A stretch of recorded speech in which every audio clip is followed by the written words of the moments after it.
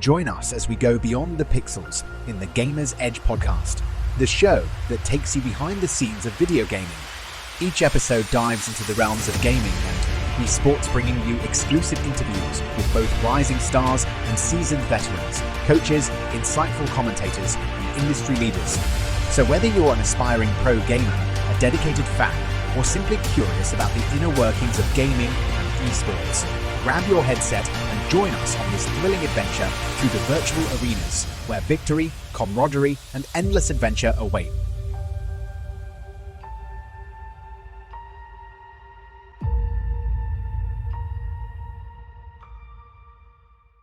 Hey guys, and welcome into another episode of the Gamer's Edge podcast. Hopefully you're enjoying the last couple of ones here, especially the last one featuring the Spaceman, as we sent that one to the moon, talking Rocket League and everything with him. Today I am here with the winningest coach in Console Esports history. What is going on, Ashes? How are we doing today? What's up, man? Thank you so much for having me. I'm excited to be here. And that was quite the introduction, man. I'm gonna need you to go with me everywhere I go so that I can you're gonna be like my Paul Heyman if you're watching the WWE at all. Well, I guess I don't show them too much, but I have all my wrestling figures and everything. There you go. Love that. A little bit of inside that no one ever knows that. I'm a closet wrestling fan. I'm an open wrestling fan, man. I grew up watching wrestling as a kid, like Die Hard. I was at when I'm gonna get nerdy for a second, but when Goldberg lost his undefeated streak, I was there and I sobbed uncontrollably as a child the whole way home. Yeah, huge wrestling. Even in college, man, I was gathering everybody in my dorm around to watch John Cena versus The Rock, and yeah. Anyways, that's not the point of this, but. I'm still a wrestling fan. I'm it's a men's soap opera. Let's call it what it really is. I mean, that's the way I see it, at least, and I still love it. And I've even, my wife gets mad because I mean, we pack gold around here. So Yeah, she was now I'm jealous. You really bought that? Yeah, I really bought that. Now I'm jealous. So, well then, do you have maybe a favorite piece of merch or memorabilia? Not even per se from wrestling, just in general. Yeah, okay. I do. I'm gonna have to get it for a second. So I started when we got a Halo team at Complexity. One of the players was Hysteria, and Hysteria's main gig, his daytime thing, is he does Pokemon pack openings on his stream, and he has a shop set up, so he'll sell Pokemon packs. You buy through his website, and he'll break the pack on stream and send you the cards. And to support him, I bought a couple packs on his stream, and I thought it was kind of odd. Why was I want somebody else to open my packs? I didn't understand that, but watching him open the packs and that lottery of they set it so the very last card is going to be the rare one, hypothetically. And so when it wasn't the rare one, I'm like, oh, okay, now I get this. This is an addiction thing. Buy more. Come on, let's keep it going. And so that got me kind of back into Pokemon a little bit, and sparked my love for my original OG. This is gonna be super cliche, but my OG favorite Pokemon, which was Pikachu. And so I started collecting Pikachu things and cards, especially. Got my parents to ship me my whole old Pokemon collection, pulled all my vintage Pikachu cards, and my wife got me. I'm gonna grab it real quick, but it's this really cool Pikachu slash unofficial Demon Slayer collab. If you watch anime at all. Oh yeah. So give me one sec, I'll grab it. No.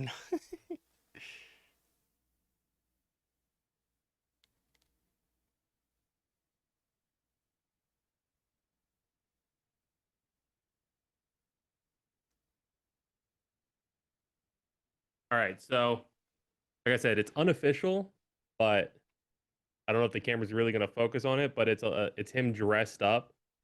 Oh yeah, that outfit. There it goes. And so I love this thing. I don't know if it's like, whoever's making it, it's legal for them to make it, but I absolutely love this thing because I love Demon Slayer and I love Pikachu. So seeing the Tanjiro Pikachu is making me happy. Yeah, I would say for me, I've got two items. Air Gear is one of my favorite animes, and my Okay. wife, we went to a con, and I walked right past the booth, and I didn't even notice it, and she was like, "Hey, babe, like, come over here." And this is the character Fang King. His voice actor was there, so I got to meet him and get an autograph with him. And over on one of my videos, I met the guy that voices. Uh, oh man, I'm blanking out. The main guy from Haiku, the volleyball anime. Oh yeah. Um, I can't remember the name. I've only seen like one episode of that. I need to watch more. well, I met him and got to talk to him. But my number one thing, I lost my brother when I was 20 and he was 28. But well, I'm from Victoria, Hmm. which of course is like 20 minutes outside of Edna. And my brother worked with Stone Cold Steve Austin's first brother-in-law from his first marriage. And so for the past 18 years, from when I met Stone Cold Steve Austin, I got a Steve Weiser with his autograph on it. That's so Uh, sick. so the fact that I met Stone Cold is awesome, but the fact that my brother set it up so I could meet him and get his Yeah. autograph. Uh, No, that's awesome, man. It's got like a dual meaning to it. That's so sick. exactly. And I saw the silent flex as you got up there rocking the optic chair. I see you. Yeah, this needs to get replaced. I'm in the market for a new chair. I've had this chair since, oh gosh, like 2017, I want to say, and it's just the only chair that has survived the test of time. I've broken pretty much all my other chairs. Um so yeah, I definitely need a new one. Well, hey, Respawn. Hey, um, I'm a part of the Respawn recruits like little thing right now. So Mhm. Respawn, why don't y'all reach out to my boy Ashes here, get him set up with a chair, hook him up. Uh, Yeah, please. but I know, man, I know we talked previously and kind of had some questions lined out and stuff, and we're already going left turn here. So but I'm loving this so far. My main goal for this is definitely to kind of make people realize that you guys are more than just a name on a screen, when y'all are playing and everything like that. And I think that gets lost on people at times. They start rooting for teams and you see the team lose or something like that, and people pile on. The most recent example, the optic chair kind of refreshes my memory here, is when Optic Halo was struggling a little bit, people were really piling onto APG, and I just Hmm. don't think they realized exactly what his role is. Everybody kind of harps on him for not being this major slayer. That's not his role on the team. And luckily, APG's solid. He's stood the test of time. He's not worried Yeah. about what the fans say. But you have these young up and comers, and I know you being the director of talent, you deal with a lot of these younger guys. So how do you help them prepare mentally for this journey? That's a really great question. And I think you're spot on where the community often looks almost too closely at, stat lines and scoreboards. And they don't think about the fact that like every player has a role on the team, right? And for somebody like APG, if you go back and watch, like, yeah, sure, everybody has bad games. And there's probably games that you can find where APG didn't play up to his own standards or the standards of the team or whatever grading scale you want to use. But most of the time, even if he has bad stats, he's doing the dirty work of the team. And it's like there's only so many kills that could realistically happen on the map in any kind of game. And if you're teaming with people like Lucid and Trippy and Formal, like somebody is not gonna have the same stat line as the others, right? And APG is like that guy who will do whatever needs to be done to win the game. And he's comfortable with the fact that, I'm teaming with goats basically. Like I've got Formal, I've got Trippy, I've got Lucid. All of these guys are such phenomenal players. I don't need to, try extra hard to pad my stats and boost my KDA. Like, I can hold the ball, I can run the flag, I can do the other things, or even just run in and get the initial damage so that my teammates can clean it up because they're goats. And at the end of the day, their goal is to win, not to necessarily look great individually. The goal is to lift the trophy. And Yeah. so dealing with younger players, oftentimes they don't really understand that. They focus so much on what that stat line is and that hype that, gets given to them from the community if they get an overkill or if they do some sort of amazing flashy play. And so part of working with young players like that, you really have to keep them grounded of like, hey, look, it's great. I want you to pop off. I want you to have your fame and your moment, but also we're here to win, right? Like that's our objective. Our objective is not to be like the flashiest loser. Our objective is to be the most consistent winner. And so keeping them in that mindset of like, I'm doing whatever it takes to win. And some players can adapt to it and other players can't. And that's fine. I understand it.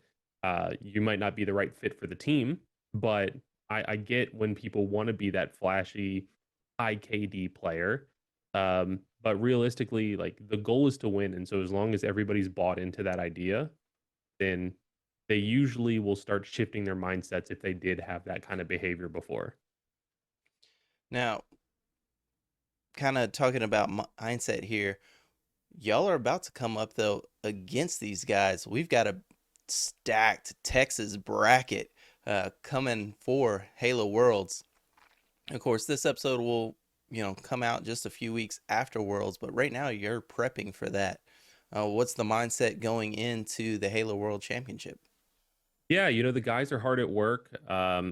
I don't sit in on all their practices, but I keep an eye on like, Halo Data Hive and how they're doing and their scrim schedule. And they're putting in the hours to try to be the best version of themselves and give the best performance that they possibly can at Worlds. And that's really all that we can ask for. We're up against really good teams. You've got Optic in our pool and you've got G1 in our pool. And then I don't remember off the top of my head who the international team is. It might be Impact. But it is a really stacked pool in that regard that you have the most recent champions and you have a really strong, hungry G1 roster. I mean, those guys are insanely talented and at any moment they can cause upsets. And Lord knows they beat the hell out of us at the Space Station Invitational. So, you can't underestimate any of them. And luckily, our team has 3 veteran minds on it and then a young gun with Carmea. So they have the right internal mindset of knowing like this is going to be war, but we can do it. Like any team can win on any given day. So I'm confident in the guys. I think that they're going to give it their best shot. And I think if they play the way that I know they can play and the way that they know they can play, they can beat any of those teams in their pool. Well, just to backtrack, just in case anybody doesn't know I introduced you as the winningest coach in console history. But in case you haven't picked up on it yet, and of course I'm wearing the Complexity jersey today, Ashes here is the director of talent for Complexity. So kudos on, the longevity and everything like that, and being able to stay here in the esports realm for so long. And congratulations on your spot with Complexity. But I would like to rewind way back and ask you kind of what first inspired you to get involved in esports, and how did you make the transition from being a player to a coach to now a talent manager? Yeah, well, thank you. I love being part of Complexity, and it's really an honor to be able to have such a strong role with a long-term reputable brand in esports. Um, I got started in competitive gaming. I mean, I was always a competitive kid, right? Like all the, young kid, intramural sports, basketball, t-ball, everything that I could play as a kid, my parents were signing me up for. And I think that sparked the competitive side of me. And then I got, that love for video games kind of continued to grow. And when I finally got Xbox Live, which was way late into the existence of Xbox Live, like I didn't get it until I had an Xbox 360. And I started playing Gears of War online multiplayer. And originally I hated that game, but I loved doing the chainsaw glitch in multiplayer. And it just entertained the heck out of me. And so I had some friends who were like, "Hey, look, we have this site that we know about called Game Battles. We're gonna sign up and make a team. Do you want to join?" And I was like, "Yeah, sure, let's do it." And I mean, we were terrible, but that was like the first introduction to like a structured competitive format for video games. And then it just kept going from there. The game battles process of like, okay, that team disbands, you find a new team, you're slowly getting better, the quality of the teams you're ons are slowly getting better. And then I learned about LAN events and MLG events, and was watching those online, and finally found myself in a position where I was on a team that we were going to go to an MLG event. And so that was like a whole new door opening for me, was that first live MLG event experience at Meadowlands in 2009. And my team was terrible. We did terribly, but it was such a cool experience seeing like, holy crap, like this is what competitive gaming could be. It's not just me and my friends like playing Halo Free for All on split screen. It's Yeah. like it's all of this. It's stadium seating and posters of Walshy and stride girls walking around handing out free gum, and like all of this crazy convention stuff around video games was like, this is it. Like this is my calling. Um Unfortunately, as time went on and I went into college, I realized pretty quickly that I didn't have the thumbs, is what I say, to be, a pro player. I was always like the team captain. So I was always doing all of the extra stuff and IGLing, but I never really had the same mechanical level as like the players that I could get around me. And so in college, I took a step back and I was like, look, guys, like my grades are dropping. I'm holding us back. Why don't you just let me be like team manager, and I'll get us signed up for tournaments and schedule scrims and all that stuff, so you don't have to worry about it. And you guys, like, let's find somebody better than me to replace me on the team. And we did that. And I still felt like I was scratching that competitive itch of like, okay, I get to like be a part of the team even if I'm not playing. And I'm still as emotionally invested as if we're winning or losing and what tournaments we're in and those results. Um, and that kind of just continued to grow. It was, various League of Legends teams, and then I kind of shifted back to Gears of War and found that young group of guys with Lava and Mental, Explosive, and Solars, and the rest is kind of history. They let me start giving them feedback, and we started winning, and it just continued to take off. Shout out to those guys. Epic names that you're dropping there from the Gears scene. Now, of course, Gears of War, that has that unique competitive landscape compared to other esports. What are some of the challenges and rewards of coaching a team in that game, especially when you got a guy like Mental on your team who is by far one of the goats of the Gears scene? Yeah, Mental is, I mean, he's an unbelievable player. But it was really interesting because when I came back to Gears from League of Legends, it was very odd because League of Legends was so much more developed than Gears was. So League of Legends, you had, I had the team schedule planned out 2 weeks in advance. They knew every single day what time they needed to be on. They knew what teams they were scrimming on what days. They knew like what practice things they were going over each day. We had a coaching staff that wasn't me, but like I, would shadow them basically and learned a ton from them. And it was just so much more professional and developed, even though we were amateur level League of Legends teams. And so when I came back to Gears, it was still that old school culture of like, all right, is everybody on? Cool. Like, let's tweet out, we need a scrim, let's play. And I was like, why are we doing this? Like, why don't we know who we're playing tomorrow? Or why don't you guys know, like, hey, I need to be on at 7 p.m. or whatever the case may be. And so we started slowly shifting. And I remember the community, like, it was like pulling teeth trying to get the community to like transition to this more professional thing. And I mean, uh, I hate like saying that it was because of me, because there was a lot of different parties involved that finally like helped make the switch. But I want to say that I played a very spearheaded, role in changing the gear scene into being more professional in that regard, because I was one of the first ones who was messaging teams and like, hey, like we're going to be on at 5 o'clock on Friday. Would you like to scrim us at 5:30? Or and like slowly getting teams to realize, oh yeah, we can schedule in advance, and that makes things easy because I know when my team's going to be on. Yeah. And luckily, Gears was starting to do its kind of resurgence of Gears Ultimate Edition was coming back out, and so there was more hype, and a lot of the old veteran pros were returning. And I remember the difficulties we faced where nobody really believed in the guys that I linked up with because, Lava had been to some like local LAN events before, and so had Mental, but they never really won any of like the big majors. And now that all the old school MLG pros were back, it was like these guys are online kids. They're really good online. They've never done anything on LAN. The one kid's never even been to a LAN event. Like this team's ass, basically. And I saw something special in those guys. And thinking back on it, I don't know what it was that really like clicked for me seeing them play, but I could tell there was something different about them. And like even like after I joined the team, I was in their Skype call because everybody used Skype back then, and their Skype calls would like be running for hundreds of hours straight. Like just they wouldn't hang up, or they would game into the night until they literally passed out talking to each other. Like they were like just a true like brotherhood of friends who were all really really talented at Gears.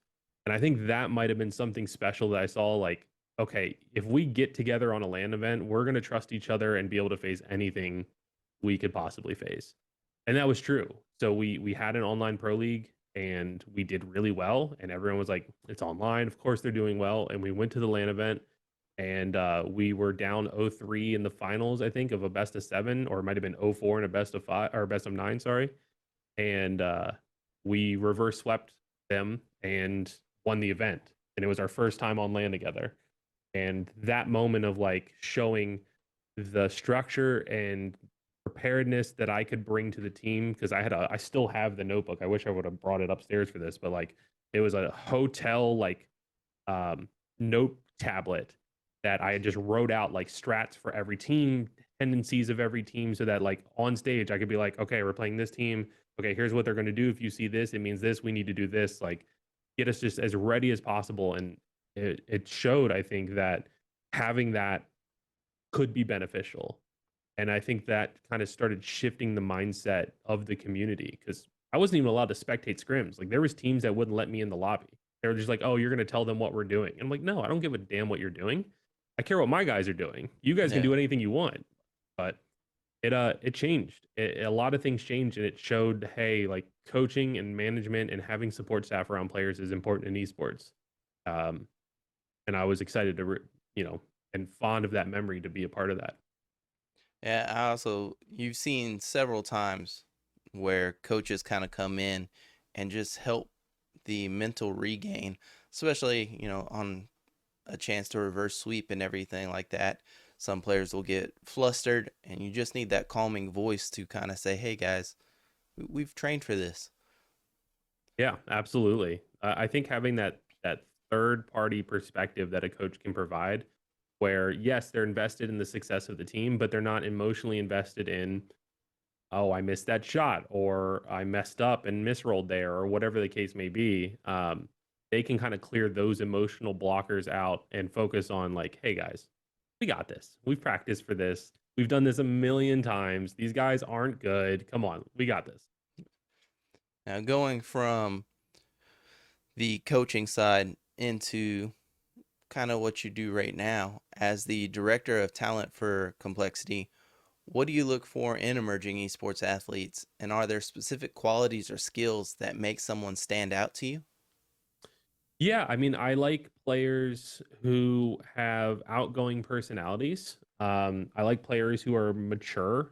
I think that, obviously mechanical talent is super important, but something that I have always believed has helped the success of my teams is looking for players who are really good at the game, but are almost better friends. People that you want to, hang out with outside of practice and scrims, because I feel like if it becomes too structured of like, this is a like work or business relationship, then you don't have that same chemistry and trust that you would if like, all right, yeah, scrims are done, like let's go out to eat, or scrims are done, let's hop on this other game and play that game, or whatever the case may be. And that was something that I think always helped the success of my previous teams. So as I look to build rosters, I want players who are going to get along with each other and have the potential to build that friendship. Um, because you can learn the game and learn the mechanics. That stuff I'm not worried about. It's easier to teach that than it is to teach two people who don't like each other to be friends. Yeah, and that goes to Scump has said it before. Flame Sword said it on one of the previous interviews.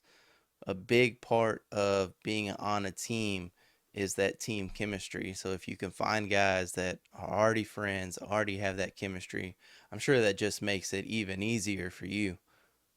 Absolutely. Yeah. I mean, like, there's obviously other things like leadership characteristics because there's different roles on every team. So you need somebody who can be that like in-game leader or that team captain. But realistically, I try to focus on like, do they have the right talent?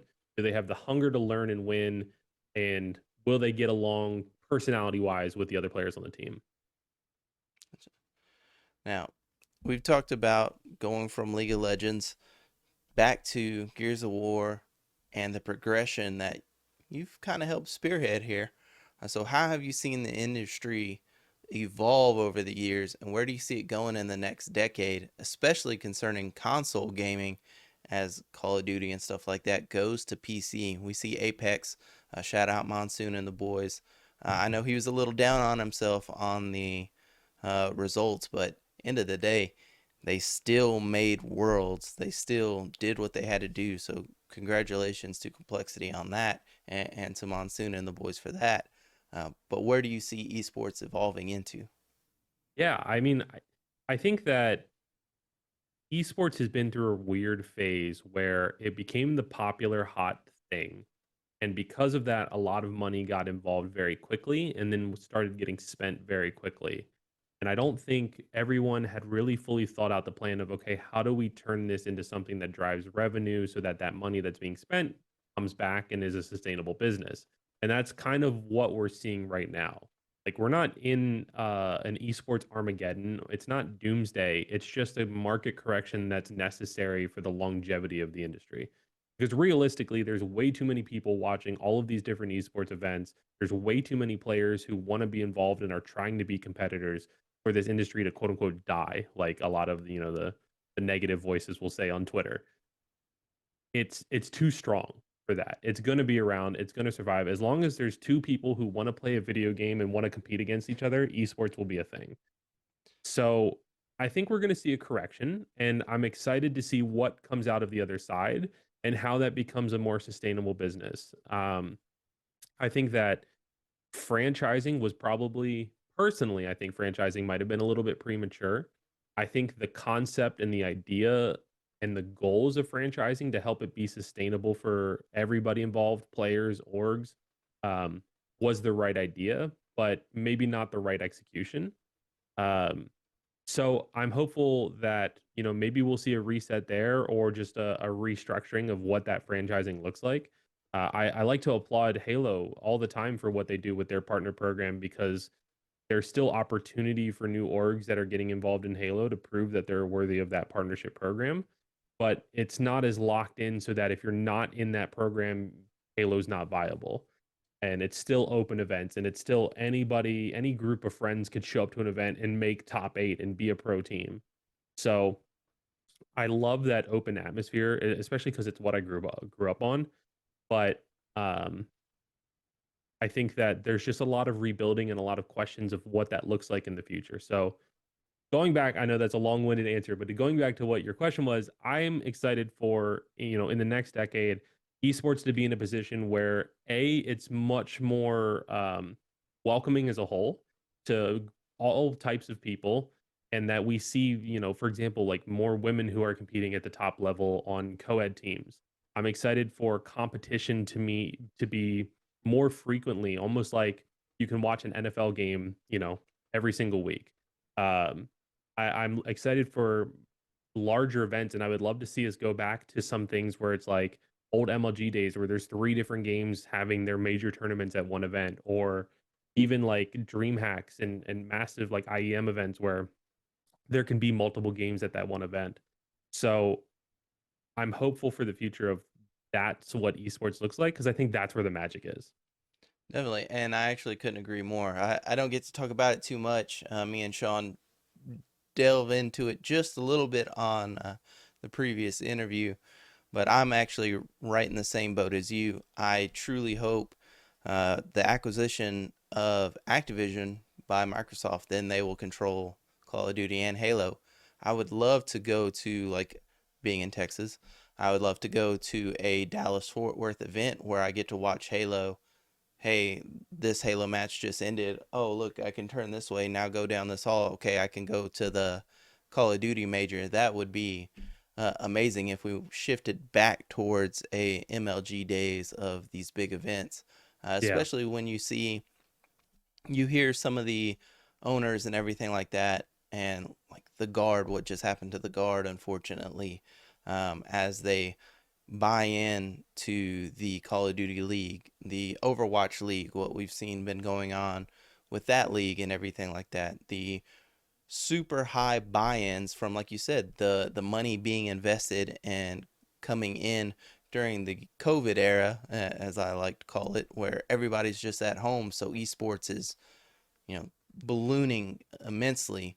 But now, as everybody shifts back to a normal life and goes and enjoys the outdoors and goes back to work, the deflation of that a little bit, and eyes coming off of esports, but still the dedicated fan is here to drive this forward still, Yeah. if that makes sense.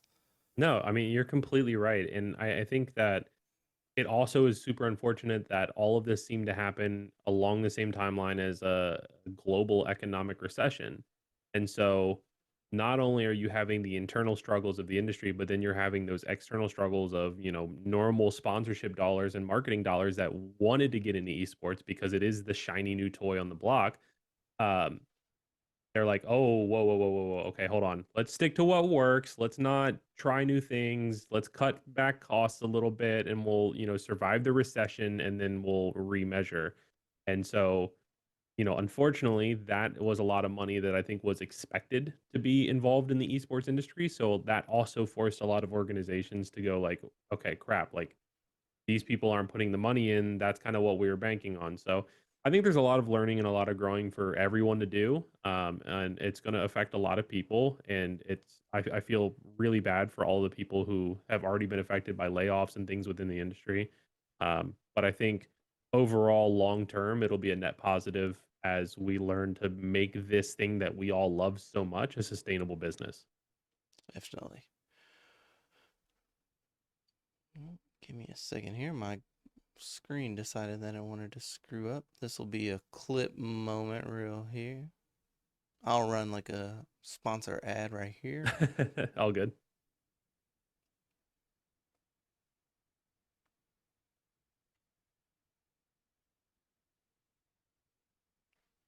All right, there we go. Sorry, for some reason the Microsoft Word minimized and I brought it back up and it was like, no, you're just looking at blank. And I was like, what? Let me reload my document. What the hell just happened here? All right. Well, going from the future of esports to the future of complexity, of course, y'all have made significant strides here in the recent years. What's the future vision for the organization, especially in terms of talent development and acquisition? Yeah. So, something that my boss, Soren, and I both look for in talent is looking for those people who we believe are going to be the up and comers. And obviously, there's really amazing tools like Stream Hatchet, for example, that are available to us to measure kind of the analytics of different streamers and content creators. But um, a lot of it also comes down to just passions. So, for example, like I was super passionate about TFT. I love the game. I love team fight tactics. I watched TFT streamers all the time. And so I came to my bosses and I was like, "Hey, I would like to sign a TFT streamer." And I have one in mind and her name's Emily and she's fantastic. And so, a couple months later, we have Emily Wang on the roster and she's killing it and she's blown up. Like her stream is like tripled or quadrupled in size. Um, and she deserves every ounce of the success that she's seeing as a streamer and a creator. And so, like, that is what we aim to do. Like our goal is to find those gems and then helpfully give them a platform to be able to find that success. A lot of my job is just helping take care of the back end stuff so that they can just focus on being a streamer or creator or pro player. Um, and so I think, that is the stuff that I get excited about and look forward to as I'm, scouting new streamers or new content creators or even pro players, is just like find those gems, find the young talent as a pro player who like shows the signs of they're going to be great in a year or two. Um, Take those people and give them the right support and watch them bloom into this amazing player or amazing creator. Nice. Well, if y'all ever dive into podcast hosts, I might know a guy. No, no, but are Trying to there fight any you for that mistakes? spot. Yeah. Is there any like mistakes or misconceptions that you see these newer talents start to make that you want to just advise, like, hey, don't don't go this route, don't go this path? Anything for anybody to avoid? Um, I mean, I think there's a bunch of like cliche lessons, obviously. Like, I think being true to yourself and being true to what you enjoy is really important for content creators and pro players, honestly. If you're not enjoying what you're doing, you're not going to be able to keep it up and make that a sustainable thing. So, for me, if I back in the day, like I would get burnt out on playing Gears every single day, but I was streaming Gears every single day, and it was super frustrating that if I didn't stream Gears and I streamed some other game that I was enjoying, like Apex, my viewership would be cut by in half. And so I think for content creators, it's a lot of just finding that thing that you enjoy, and that enjoyment and that passion and excitement that you have naturally will come across to your viewers, and they'll latch onto that and they'll support you because that is almost like a infectious thing. Like if you see someone happy and laughing and enjoying themselves, you want to be happy and laugh and enjoy yourself too. For pro players, kind of the same thing. Like if you're not passionate about the game that you're competing in, it's probably not going to be a successful venture for you. Like, yeah, you might be able to go pro, but you might not become as good as you would if you were competing in a game that you really enjoy. Excuse me. So many players and creators are focused on the money, and I think if you approach it with that in mind, it's going to distract you from the core things that I just mentioned. I think like that's almost the wrong headspace to go about, or the wrong mindset to go into this with. I think it's just, following and pursuing those passions and those dreams. The money and everything else will come down the line. But like if you're just getting into it, or even if you've been into it for a while but you're smaller, like sticking with it, being consistent and following those passions are what's important. Yeah. And wrapping back to what we initially started talking about, look at Formal. He was, unhappy with the state of Call of Duty. He leaves Call of Duty, goes to his original passion, Halo, and he's killing it right now in Halo. His Watson in Apex, he took a step back after being MVP, world champion, takes a step back, leaves competition, and just starts grinding ranked and playing with friends again. Refines his passion for it and is loving it again, loving the game. So that, I guess you could say, mental awareness to know that, hey, I'm not happy just doing this one thing. Let me stay true to myself and do what's making me happy. Huge thing, especially in this state where, you know, you producing content and playing video games and stuff like that, is what you do. You got to make sure you're happy with it. Yeah, if you're passionate about what you're doing, if you love what you're doing, you'll never work a day in your life. Yeah. And now, how do you continue to grow and evolve in the ever-changing landscape that is complexity and esports as well? I know when we were talking with Flamesword about the progression of status quo, they were doing they have a team now with these land events where it's full VR. Guys are in headsets running around. How do you find that next talent? How do you evolve complexity in that? And how do you yourself evolve in your role with complexity? Yeah, that's super interesting. So a big part of evolving an org and staying on top of, I guess, the growth of the industry is staying on top of what the trends are.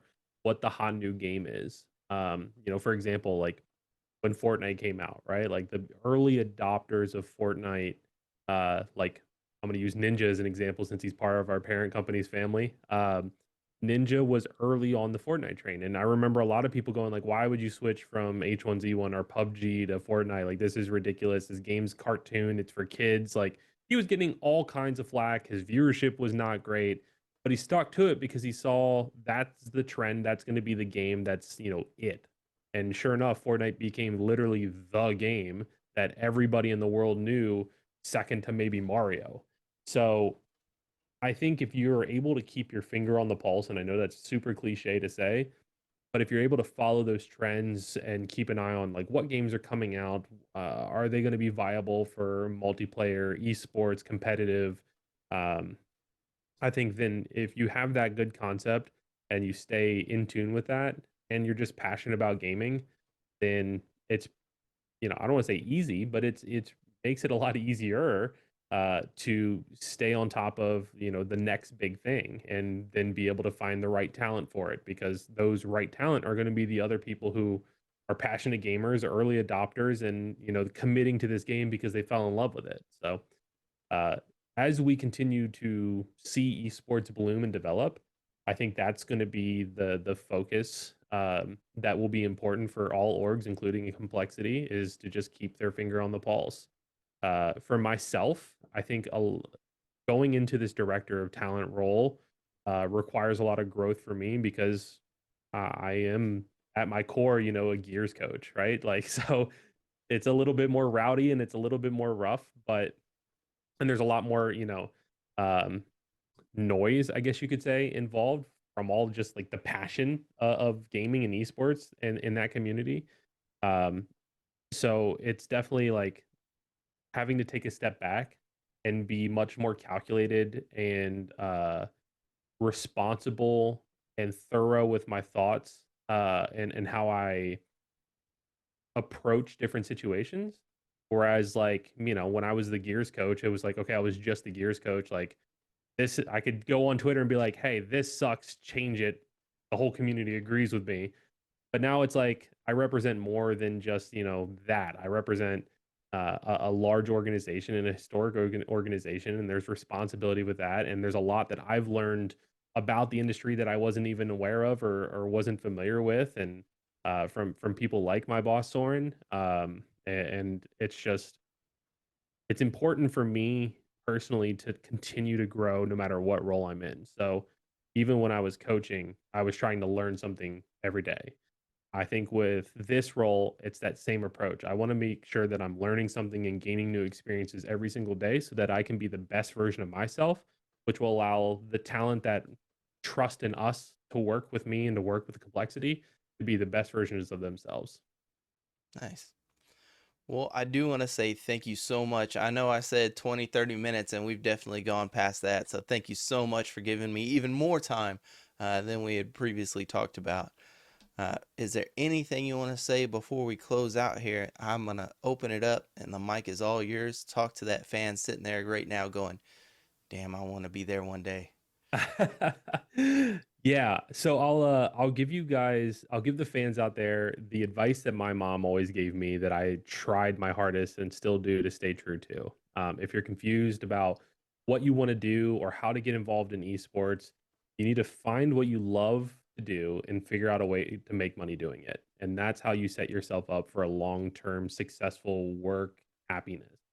Um, so that's my nugget of advice. I want to say a massive thank you to everybody who watches this and supports complexity or supports yourself. Without you guys, none of this is possible. Am I allowed to shout out the complexity sponsors? Oh, yeah, definitely.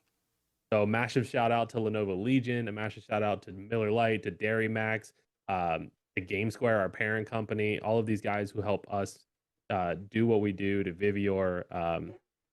Without you guys and the support from the community, it would not be possible. So stay tuned. We got some exciting stuff in the pipeline for complexity, and make sure you support the Halo team as they approach Worlds. But yeah, thank you all so much. Are y'all taking Worlds?